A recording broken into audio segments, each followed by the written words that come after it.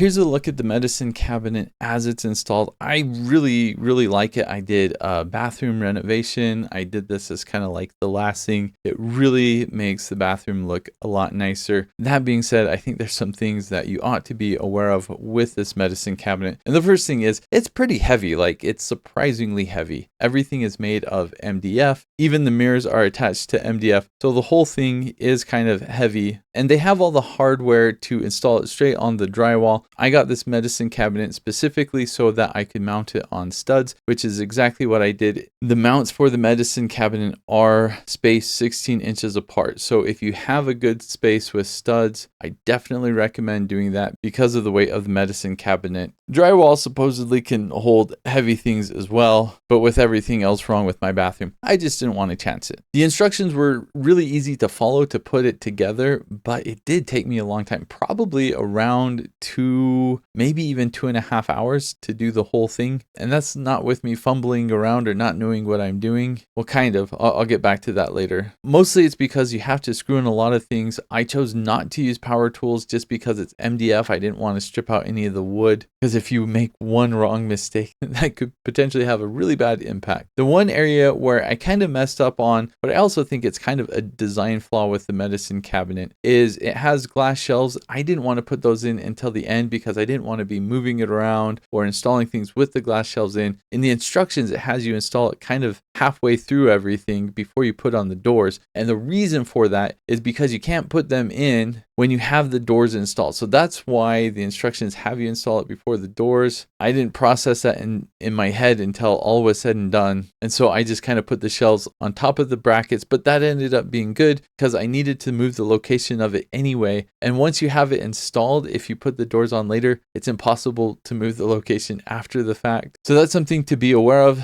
The glass on the right, I think, has 3 different areas you can install it. If you want to be able to move that around, then you either have to be willing to take the door off, which I'm not, or you just have to put the glass on top of the bracket and not inside. One of the main reasons I got this medicine cabinet is it does have an outlet inside with a USB-A and a USB-C port so you can charge things. I have my toothbrush plugged into this. I also charge my electric razor, and I have a water flosser, so it's nice to have the power inside so I can keep everything inside and not sitting on my sink and cluttering things up. The cord is fairly long, so you can kind of go around either way, kind of depending on where your outlet is, but here's kind of a look at how I have it installed. I have a little bit of extra room on the cord. Pretty happy about that. And then of course the lights really add and make a nice effect. You can change the temperature on the lights, and you can change how bright or how dim you want the lights to be by just pressing and holding. I generally just keep the lights on all the time, and I don't use the bathroom lights anymore. It's kind of like a night light. I don't need it too bright, and when I'm looking in the mirror, because it's shining right on me,